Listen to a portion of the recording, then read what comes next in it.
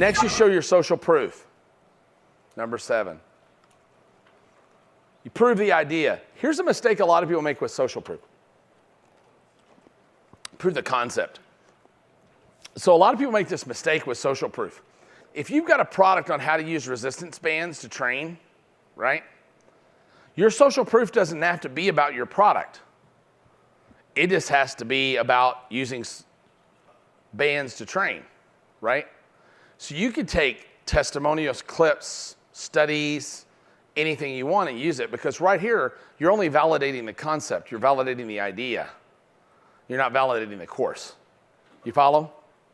It's like I can take all sorts of data here and talk about how copywriting is the most awesome thing in the world. And I can pull quotes from Ogilvy and Mathers. I can show statistics of long form versus short form. I can use third-party validation. I can use authoritative figures that are talking about the same thing. I can use testimonials. I usually put them last, and then lastly, some logic.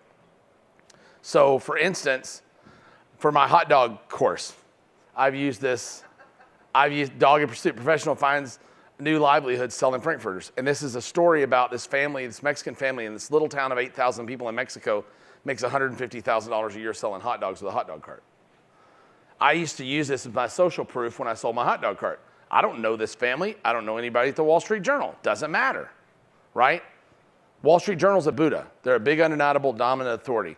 Everybody who reads this is going to believe this story because it came from the Wall Street Journal, right? Much more than they're going to believe the same story coming from me. So testimonials, this is an area that I see marketers make big mistakes in. How many of you have a product? Well, you're all selling something online, right? Yes? How many of you have testimonials? Raise your hand. Right? All of you. Okay, most of you, right? How many of them use them? Most people, yeah, right? How many of you call your testimonials on the phone? Yeah, good. So here's the thing.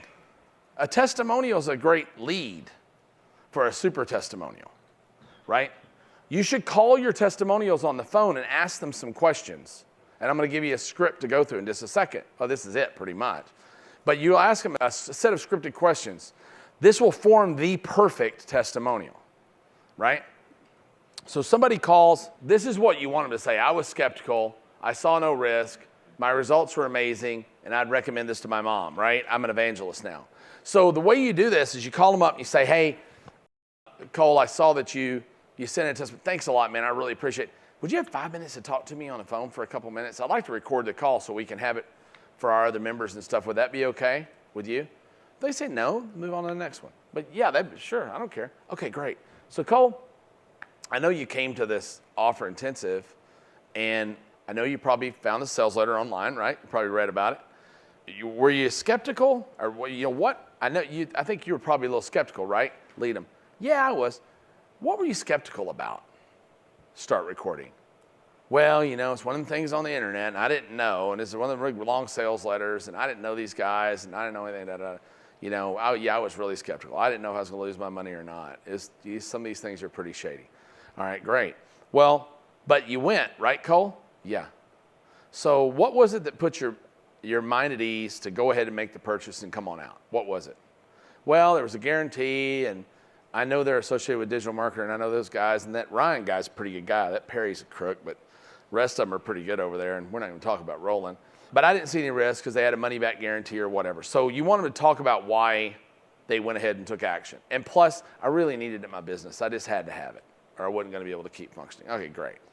So now, can you tell me exactly what your results was? What exactly happened after? What happened?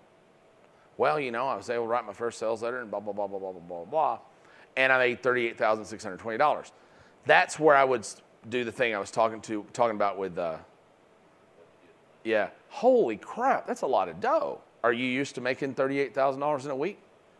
Oh, hell no, you know. What'd you do with the money? How did it change your life? What happened? How did it make you feel? How did it make you feel to make that kind of money in a week, right? And then at the end say, well, it sounds like you're pretty satisfied. Sounds like you were skeptical. You came anyway. You got an amazing result. So who would you recommend a program like this to? Don't say would you. Say who would you. Man, I recommend anybody that's got a blah, blah, blah, blah, blah, blah, blah, blah. Thanks. right? Now you've got a perfectly structured testimonial where really you just had a lead, right? If they call it, oh, yeah, Cole's awesome. Yeah. I took pictures. Yeah. You know, it's like this way you get exactly what you want. All you got to do is ask for it. The girl's already said, hey, I've packed a bag and I'm sleeping at your house tonight. Is that okay? Yeah. Let's talk about what's going down. So they've already agreed to give you testimonials. So now you just have to make it the one you want. Okay? All right. So the formula is I was skeptical plus I moved forward risk-free plus I got specific result plus I became an evangelist.